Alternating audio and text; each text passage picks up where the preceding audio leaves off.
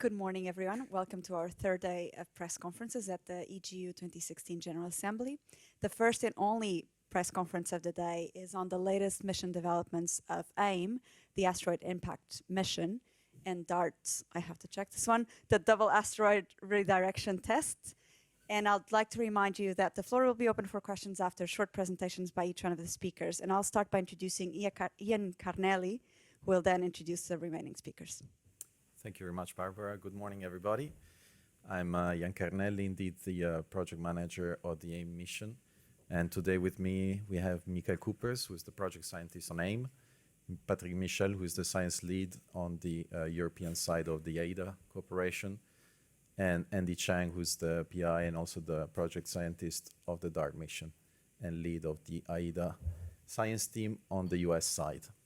So, we're talking about today, we're giving you an overview of the mission, the AIDA project, and the two missions associated with it, and some of the latest scientific results.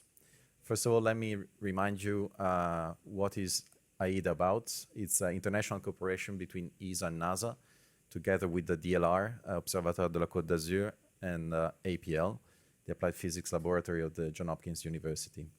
AIDA is made out of two spacecraft, AIM and DART. And it's two self-independent, simple spacecraft, which ultimate objective is to demonstrate the ability to modify the trajectory of an asteroid, therefore proving the concept of asteroid deflection, and measure all of the parameters to interpret this deflection so that the results can be applied to other bodies. AIDA is a unique opportunity that is designed around this particular target called Didymos. It's a binary asteroid whose peculiarity is to fly by very close to the Earth in October 2022 at less than 0.1 AU. And why is this important? It's important because it allows the two missions to be independent. DART will impact the Moon and change the orbital period of the Moon around the primary.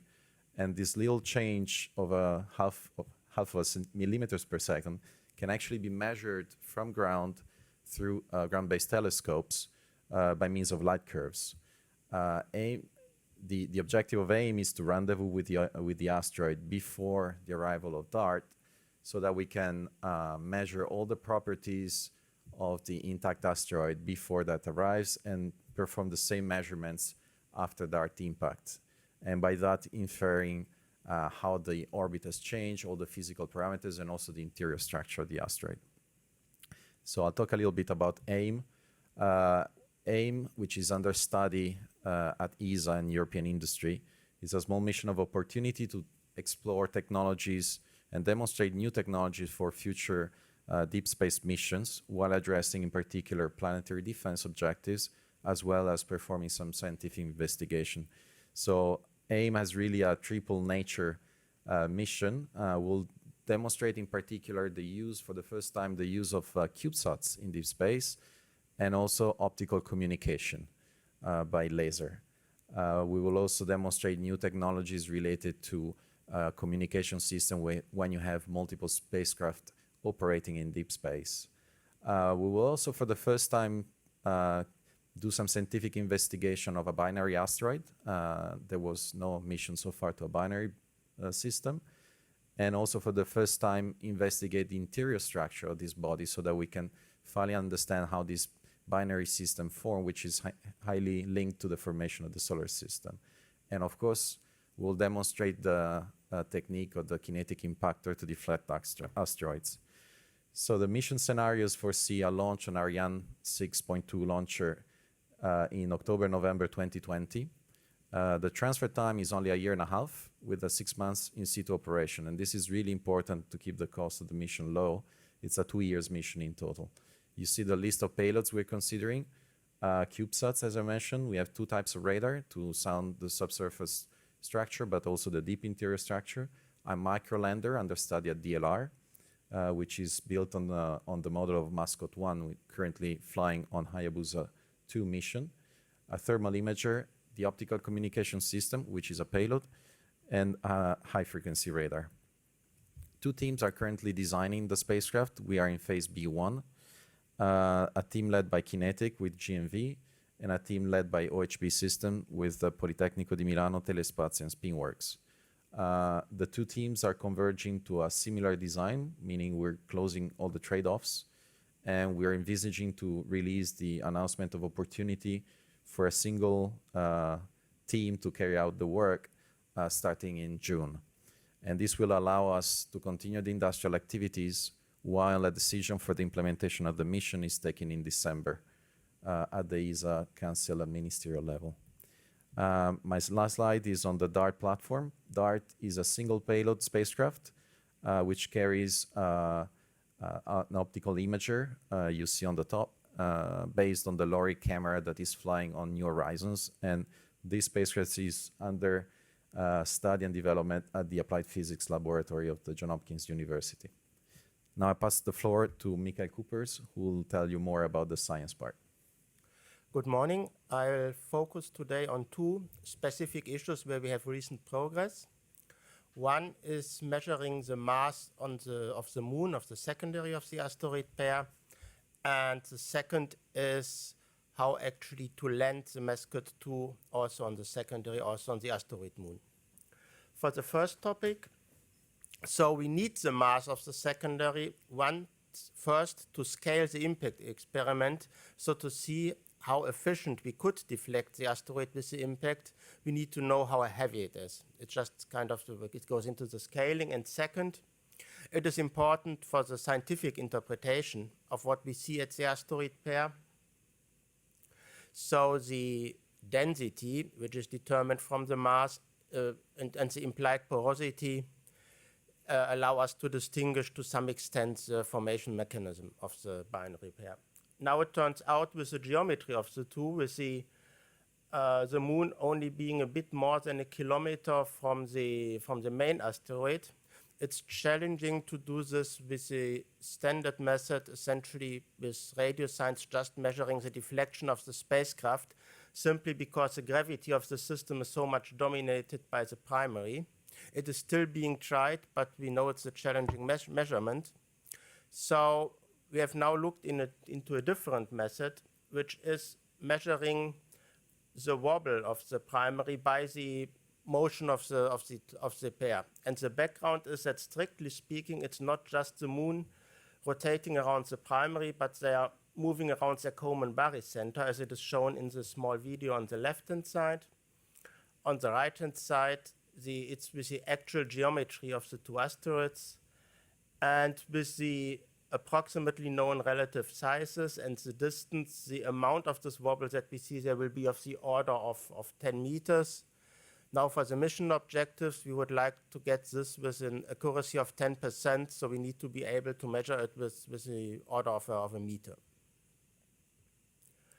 So this has now been simulated, essentially with simulated measurements of many landmarks by the cameras that will be carried by AIM. On the right-hand side, one can see the motion of the north pole of the asteroid around this barycenter point. The asteroid shape is not the real shape of Didymos, but in relative terms, the amount of the motion is representative. And in practice, this will not be done with a single landmark, but with many landmarks that will be found on the asteroid and from a distance of approximately 10 kilometers. So based on an initial guess on spacecraft position and also the orientation of the primary, the latter is already approximately known now. And then the landmark position, the spacecraft position, and the orientation of the asteroid are simultaneously reconstructed. And in these reconstructed positions, we can see this wobble that is visible there on the right-hand side. And indeed, simulations with as realistic as possible assumptions show that we expect to be able to measure this wobble with an accuracy of a few percent. And more details about this will be given in the presentation by Björn Grieger in the session this afternoon. The second topic is landing the Mascot 2 lander on the asteroids. Those are different schematic views on the lander itself. It's about 30 times 30 times 20 centimeters in size. it's actually based on a very similar lander that it's currently on its way to the mission target on the Japanese Hayabusa 2 mission. It's expected the goal is to have it survive for at least 3 months on the surface of the asteroid. And it will carry a camera, the low frequency radar, which together with the same instrument on the AIM spacecraft will essentially send radio waves through the asteroid to measure its internal structure, a bit similar to X-raying, only at a different wavelengths, and a radiometer and an accelerometer which essentially measures the impact and any seismic accelerations. Now, what's new compared to Hayabusa is that here it is tried to land on the moon of a small asteroid, so on a very small object close to a large one. This needs accurate release from close distance, simply because otherwise, again, the gravity of the primary is so dominant. The estimates show it can be done at a distance of about 200 meters from the secondary, which also means that the AIM spacecraft has to approach the secondary to a distance of only 200 meters. And the other constraint there is that due to the low gravity, it will bounce, and the bouncing essentially needs to remain below the escape velocity to stay there. Those are some simulations where the yellow points show the first landing and the green points show the position after bouncing. So it moves a substantial distance, but it will, in those simulations, it will not escape. And finally, a small video about how the whole sequence works. On the top, one sees the AIM spacecraft approaching the asteroid, the DD main, orbited by DD moon. Now we are getting to the release of the lander, which is now going down to the moon. On the left-hand side, one can see essentially the view of the moon as it is approached, and now the main spacecraft is retreating from the moon again. So those studies have been done in the last time, and it turns out to be feasible to land on this small object, and more information about this will also be in the poster session today in the early evening. Thank you. Okay, so good afternoon, everybody. So what I want to do is to recall why we're doing all this. What is the science purpose, basically? So this shows you the pictures we have from asteroids, for all asteroids for which we have a picture. I didn't put Ceres here, which is 950 kilometers, because we consider it as a dwarf planet, but it should be there. So the biggest here is Vesta, 530 kilometers in size, and the smallest one is Itokawa, which is not even visible on this image, it's 320 meters in size. The target of AIM is even smaller than that, so we don't have even an image of a target of a body of about 150 meters, which is the size of AIM's target. So that's even more interesting. What you can see here that we have a great diversity in terms of sizes, shapes, density, because we could measure the density, surface structure, and composition. But all these images basically show surfaces. And in fact, what we're going to do with AIM is to characterize the internal structure. So this is shown here. These are basically what we think are the internal structure of these asteroids.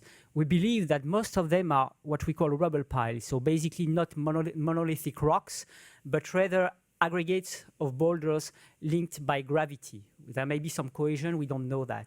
But this is based basically on modeling, which show that most of these objects, which are at least of second generation, meaning that they are born from the disruption of the larger body, usually they end by being reaccumulated boulders that form by the fragmentation.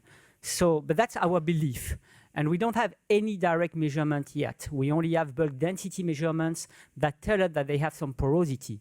But what do we mean by porosity? Is it a microporosity? Are there big voids, etc.? We don't know that. So thanks to AIM, we will be able to understand that. So basically, the main objectives of AIM are related to mitigation. What we want to understand are the physical properties that really inform mitigation, especially when we are looking at an impact experiment. So basically, what you need to know if you want to interpret the impact experiment is, of course, the mass and shape, which are the first order properties. You also need to know the surface, subsurface structure, and deep interior properties. And the reason is that the outcome of an impact is highly dependent, influenced by these physical properties of the objects. And this shows you two movies which are made by numerical modeling of fragmentation. So on the left side, you have, let's say, a 50-kilometer body that is impacted and is made of basalt with no porosity. On the right side, this is the same impact conditions, but here the material properties are basically pumice with about 50% porosity. And you can at least see qualitatively that there is a big difference in the outcome. In particular, in a porous structure, you compact the body because you first have to crush the pores during the fragmentation, and that dissipates a lot of energy. So if we want to interpret correctly the impact that will be done by DART, we really need to characterize well the internal structure and the subsurface properties of the target, because this will really tell us why the body behaves as we will see with AIM. And why we also need to understand this collisional process. It's also because actually collisions are at the heart of the solar system history. We have to remember that the solar system started with a disk around the sun formed of dust, and these dust aggregated together by collision to form larger bodies. And then at some point, some of them ended in a planet. And of course, all this collisional accretion process, when you want to model it, you need to really understand what's going on, because what is the energy that allows you to accrete to bodies rather than disrupt it? And so far, we don't really have realistic parameters. We use ad hoc ones, because all our understanding of the collisional process comes from laboratory experiments at centimeter size scale. And we don't have yet an experiment at an asteroid scale, and that's what we want to do with AIM and DART. Then you have the era of planet formation, and then giant impacts like the moon formation. And then finally, we are now in a regime where these bodies, when they come together, they disrupt, because now the relative velocities are too high due to the mutual perturbation of the planets. And if you want to draw the history of the solar system, you see very clearly that you need to understand this collisional process to make sure that your modeling and your history is consistent with the physics which is at play. And that's why we really need to have a collisional experiment at large scale to make sure that our understanding is correct, or to refine it with what we learn from it. So this is also shown here. These asteroid structures are actually tracers of the back history, because this movie shows you how we believe how they form by collisions. But we are not sure yet. So basically, as I said, there should be rubble piles. Are there really? So we need that in order to really glean insight into the history and the properties of the solar system, which can also help to understand, all these debris disks that we observe around other stars, which are also traces of collisions that take place there. Then, of course, this was about disruption, but here we'll do an impact cratering. And thanks to DART, we will be able to understand, and to the observation by AIM, to understand what are the fate of the ejecta from a crater. And these are simulations that will be shown this afternoon at the session. First simulation of what may happen to the ejecta produced by DART, which are basically, for the smallest one, driven by the solar radiation pressure.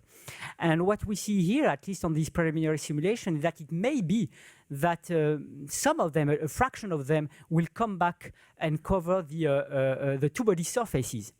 So we maybe we'll change the spectral properties of the body, because we will, let's say, cover them by ejecta which are fresher, less exposed to the solar radiation on the surface. So that will be interesting. But of course, again, this is modeling. This is based on what we believe happens in a cratering regime, and we need really actual data to verify all these theories. Another interesting thing is that the primary of Didymos is basically what we call a top shape. So it's an oblate spheroid. And this kind of shape appears to be systematic almost systematic for the binaries for which we have an image. I should say a model, because this comes from radar observations. And there seems to be a systematic process that forms these shapes. So first, with AIM, we'll be able to verify whether the radar model are correct, because it's only a model. And if it is correct, also to verify binary formation scenarios.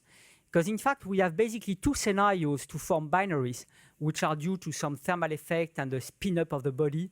What we want to verify is whether these scenarios, which of these scenarios are correct. Because these two scenarios, I have no time to explain them, but basically have a different implication in the internal structure of the two bodies. And this is a very important to understand how binaries form, because binaries represent about 15% of the near-Earth asteroid population. So it's not a negligible fraction. And in terms of mitigation, it is not totally unlikely that maybe the next impactor will be a binary. So we need to understand their formation process, because that tells us about also their internal structure. And the last thing which is important is that all these little asteroids, and especially AIM, the target, is behaving in a very low gravity environment, because 150 meters in size means that the escape velocity, if you want to escape from it, is only a few centimeters per second. So if I, when I speak and I get excited, if I jump on my chair, I won't come back on an asteroid. And we don't understand well yet how, the surface, in particular, if it's made of sand or what we call regolith, so loose material, behave in low gravity condition when it is, when there is an external action which is imposed. So with the release of the lander, with the bouncing, with the impact, etc., will also contribute to a better understanding of how a surface in low gravity behave, which is very important for other applications like human exploration.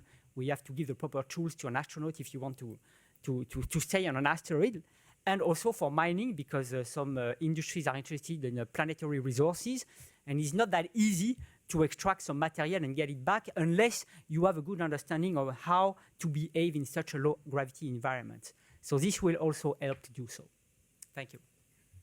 All right, I'm Andy Cheng. Let me say a few words about DART, which is a double asteroid redirection test. Next.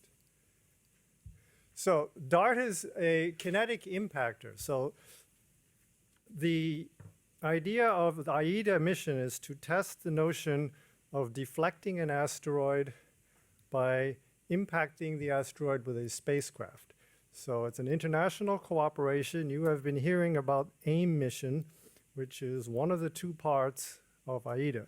The other part is DART, which is the spacecraft that will deflect an asteroid by crashing into it. In much the same way as in the game of ice hockey, if I have an opponent I want to deflect, I crash into him, transfer momentum, and I change his course. So that is the idea of a kinetic impactor, and DART is the kinetic impactor. It will be the first test of the kinetic impact process. And as we've been hearing, we need to make the measurements we need to measure how much of a deflection is achieved by a given kinetic impact. So maybe I should go back. As we have heard, we need to validate the models for a high-speed impact, because the amount of the deflection depends on physical properties and also internal structures, which we have not ever measured on a real asteroid. So things like strength, things like also the internal structure, whether an asteroid is a rubble pile, they've never actually been measured. The other problem is that at the scale of a kinetic impact, so a full-size spacecraft impacting at the speed of the DART impact, which is 7 kilometers per second, and that is about 10 times higher than the speed of a rifle bullet, like the AK-47 bullet. These are scales that cannot be accessed in a laboratory, so we cannot just make laboratory measurements to get these answers. We have to actually do the experiment at full scale on a real asteroid, because we don't know how asteroids are put together. So next. So as we've said, The DART mission is to impact the binary companion of the Didymos asteroid. Didymos is a binary asteroid. We are hitting the moon. It is a realistic size target because the moon is 160-meter diameter. That actually is the size range of where we find the greatest dangers or the greatest likelihood of a dangerous impact on Earth. I want to be clear, there is no asteroid now known that is going to hit Earth, but the predictions based on the known size distribution and orbital distributions of the asteroids, the greatest likelihood of impact is for smaller objects in the 100-meter or 50, even down to 50 meters. Those are where the size, 100-meter size, those are where the greatest likelihood is that we will see an asteroid impact in a reasonable time frame. And so the DART mission is to do a full-scale demonstration of kinetic impact, show that there is an asteroid deflection, and measure the amount of the deflection, specifically for the DART mission to using ground-based telescopic observations to measure the change in the binary orbit period. The impact of the DART spacecraft transferring momentum changes the orbit of the moon around its around the main object in the Didymos system. That orbit period change can be measured from ground-based telescopes. And then also from this measurement and taking advantage of the AIM spacecraft being in the system, monitoring that impact, making detailed measurements of the target both before and after the DART impact. Look for changes, look for, and also measuring the internal structures and the surface geology. So this is the first time we will have a full-scale experiment with the known impactor conditions, so we know what we hit it with, and we will have knowledge of what the relevant target properties are. And at the same time, a program to improve our numerical simulations of these high-speed impacts by taking we have several international groups that perform these numerical simulations, and their impact codes, we are undertaking a benchmarking exercise where these groups are all solving the same problems. These are set of standard problems, and we're going to compare the results and intercalibrate the numerical simulations, thereby trying to better understand how they behave and how to make them best describe the results of the experiment. Okay, probably next. I want to emphasize that this is an experiment. The kinetic impact on a 160-meter target, which is the size of the Didymos moon, from a distance of 0.08 astronomical units. That's how far away the moon is from Earth when we will impact it. It is a much smaller target, much more distant shot than has ever been accomplished before. So an important aspect of the DART and the AIDA missions is just to show that we can do this. That if there is a threatening asteroid, that it can be hit by a spacecraft. So there was a NASA mission in 2005 which hit the comet Tempel 1. That's a deep impact mission, and you see the size. This is shown to scale. The deep impact target and the DART target. The DART target is the moon, and you can see the primary that Patrick talked about. And the distance between the two, the moon and the primary, is also to scale. That's the orbital separation of the two bodies. So it's also a challenge that we're actually attacking we're going to hit the smaller member of a binary system. Both of the objects are actually in the field of view of the seeker, and we have to separate them. You have to hit the right one. Okay, so The important measurement is, of course, how much deflection is achieved by a given known impactor. And that is actually very uncertain for the reasons that Patrick talked about, which is that we don't know the relevant physical properties of the target.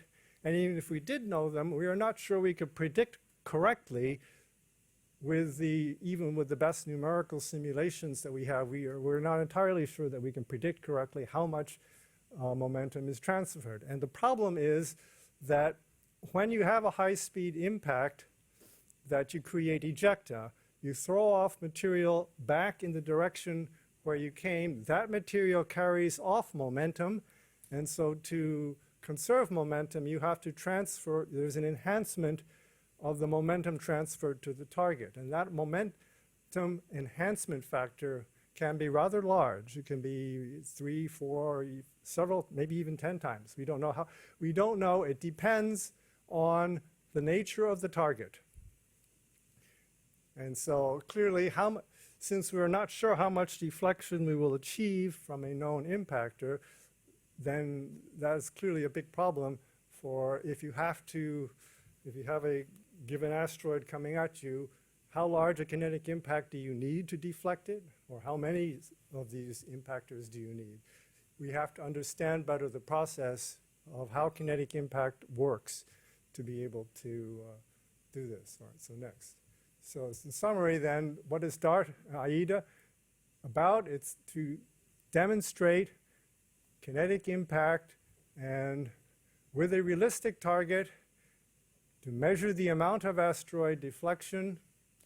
And the measurement is in two ways. From the DART mission, it's from using ground-based telescopic observations to measure binary period change. It's also the AIM spacecraft, as you heard from Michael, which is directly measuring all the orbit parameter changes. So in addition to the period, the other changes, there is a likelihood that the ejecta, as you heard from Patrick, ejecta will stay in the system for a considerable period, many days, and that it can be observed and studied not only by the AIM spacecraft, but very likely that can also be observed by ground-based telescopes on Earth. And so those observations as well with the ground-based telescopes, the target, when the DART spacecraft hits the target, it probably won't be a direct center hit, but we'll probably start the asteroid spinning. The target will start to spin. We're going to measure that as well. AIM should easily be able to measure that. That provides additional information on its internal structure and mass distribution. And finally, we'll validate and improve our impact models, and that will greatly, hopefully, demonstrate that we can, in fact, mitigate an asteroid by deflecting it with a spacecraft impact. Okay. Thank you. Thank you. Thank you very much for your presentations. We'll now open the floor for questions. Are there any questions here? Sorry, I came in about 3 minutes late, but this is great stuff, and it's such an underappreciated issue. Andy Revkin from the New York Times. Have you got your scenario for a sort of a best case where you would move from these tests to having the capacity to do this? Like, what would be the timeline to have this be an actionable option? Best case. Best case. Best case is that, one of the important objectives also from the NASA perspective is to be able to show that we can react quickly enough. And so that is also the objective. Okay, we didn't mention that the approval for the mission is, we would hope, going to come in October of this year. And then, this is on the NASA side. And then the launch in 2020, and then the actual test itself, the deflection, to occur in 2022. So just demonstrating the ability to react that fast would be great. Clearly another test like that I think would be a good idea on a different type of asteroid. I was asking if you've projected forward policy. In other words, there'll be a point when society will say we need this capability, maybe or not. But so beyond that 2022, then what would be the estimate for how to move this from doing this basic research to having it be something someone could push a button on?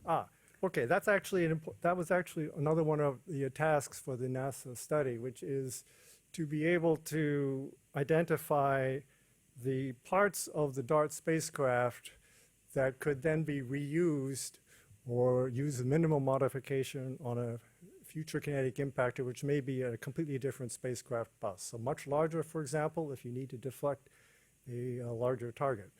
And so yes, that is in fact one of the aspects of the program, so that you could take the guidance system and the avionics, for instance, and put them on a different bus if we needed to use that, a larger spacecraft, for example. And in terms of the political decision, there is at the United Nations a group called the SMPAG, which is Space Mission Program Advisory Group, which is a group represented by main space agencies in the world that are, organizing themselves to respond to the threat in an organized way, let's say. Because of course, if something happens, who's going to take care of it, etc. So things start to be organized also. I think if I can answer quickly, also my side, my view is that depending on the lead time, an experiment like this might allow you actually to design and launch a spacecraft without rehearsal, and that might be an important point for decision makers. There might be a situation where you don't have so much time to launch a kinetic impactor before to learn how to deflect it with the real mission afterwards. So if you have an experiment, you are in a much better situation to kind of press the button, as you were saying.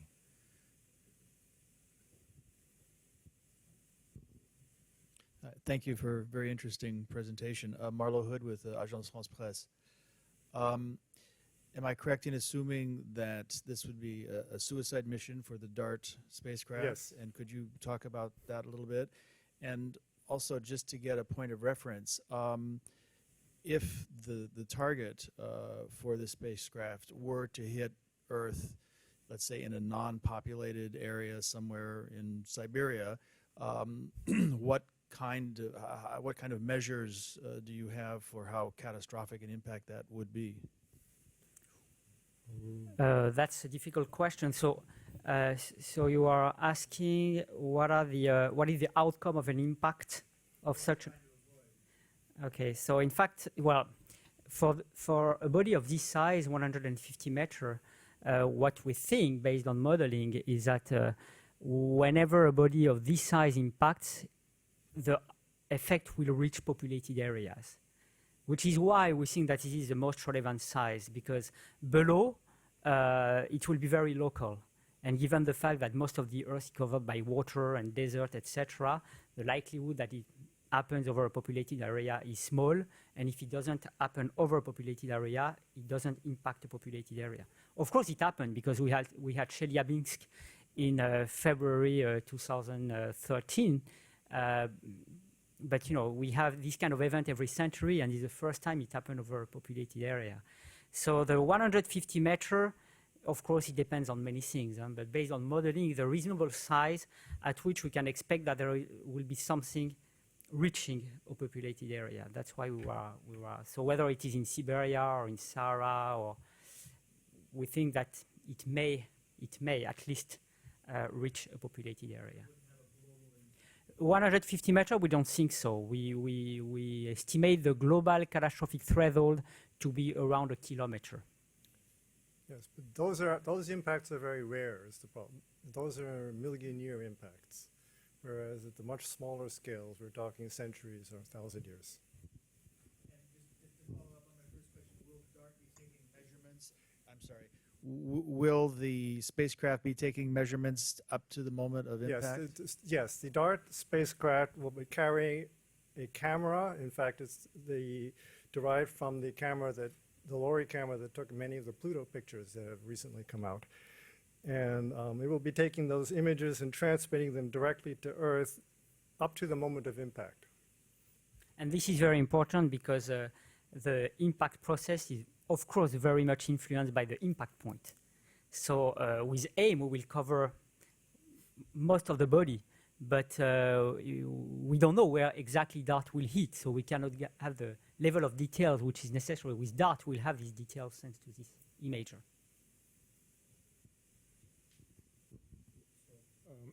Good afternoon. My name is Milan Ilic. I write for here from Vienna for Delo, the leading Slovenian daily paper. Okay, but several years ago here in the United Nations, it was Rusty Schweikart, and he said, everybody is stupid who does not duck when the stone is coming.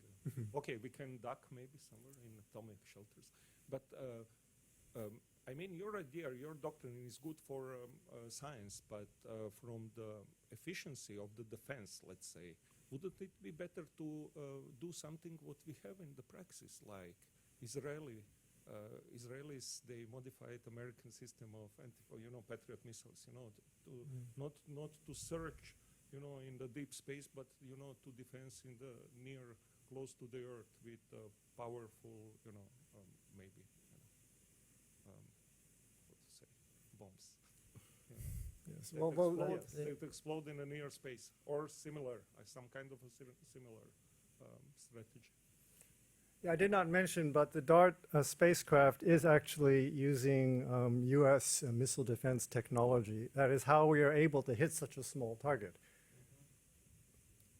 In fact, that is, so with the previously demonstrated technology on the NASA Deep Impact mission, that type of autonomous navigation would not be able to hit a target as small as the DART target. So it is actually a different kind of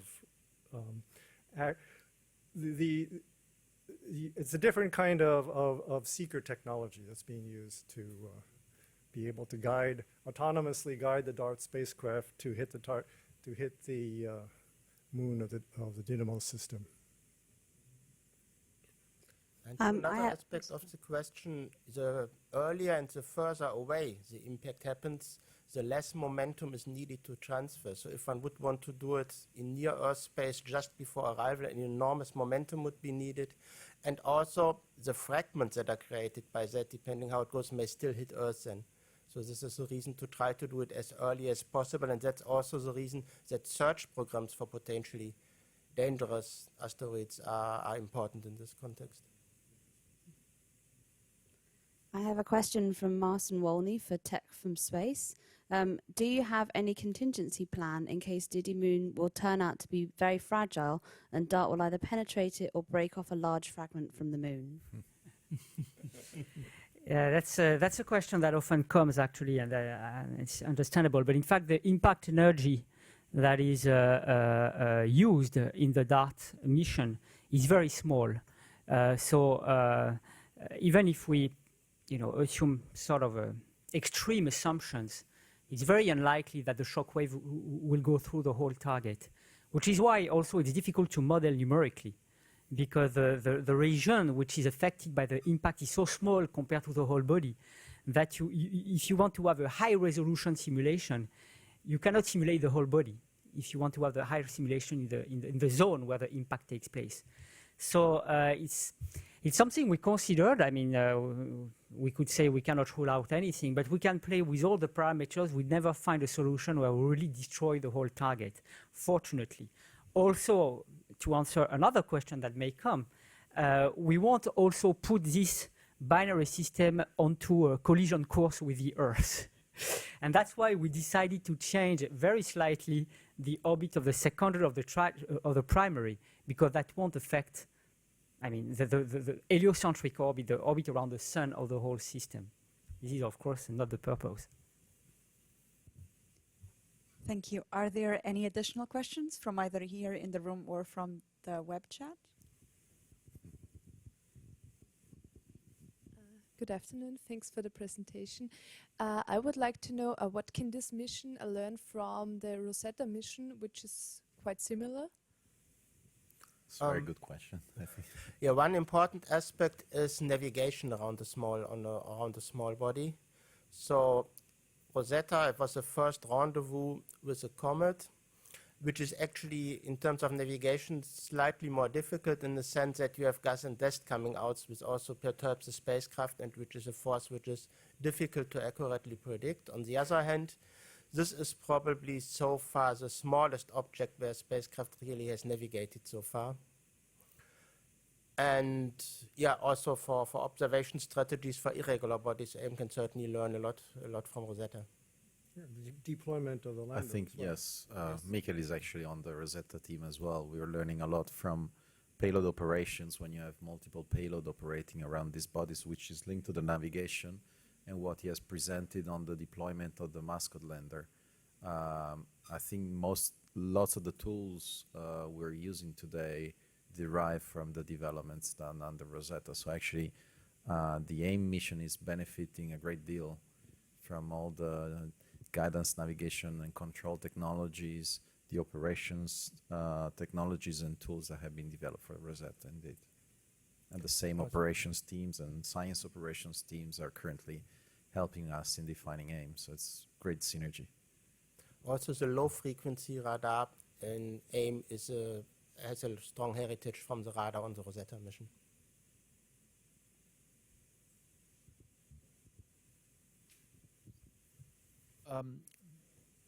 Did you consider the use of explosives at any point in this process? Not necessarily to destroy the body, but to enhance its capacity to deflect.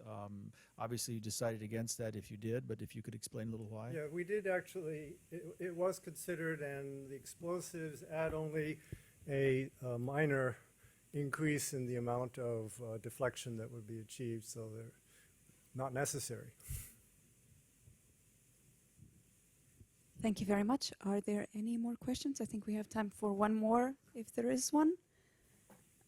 If not, Can we'll I finish say? here. Can I just one word of conclusion? Because I mean, we are in a very exciting period.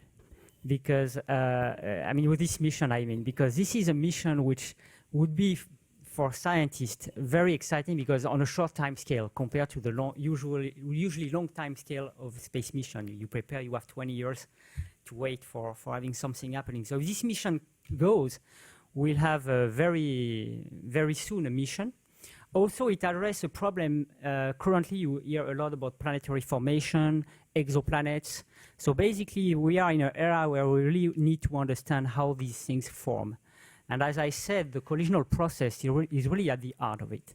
And you will see many papers trying to explain how these bodies grow from planetesimals to planets. And AIM can really offer key parameters for these models, and we can better understand even how Earth formed. And also for Europe, I think it's strategically very important, because we have all these, heritage from Rosetta. We see how the visibility increased of European expertise thanks to this mission. And AIM will allow us to maintain this heritage and keep the visibility. So this is very important, because if AIM doesn't go, we won't have another opportunity for such kind of mission, space mission to small bodies with all visibility within the next decade or even 2 decades. So that's why I think it's very important, and it's going to be a fantastic show when it will happen in 2022, that's for sure. Thank you very much. Does anyone else want to say any closing words? No? Then we'll finish on Patrick's exciting note. And thank you all very much for coming. Thank you for your presentations. Thank you. And I hope to see you again tomorrow at 11 for a very different press conference on detecting nuclear explosions. Thank you.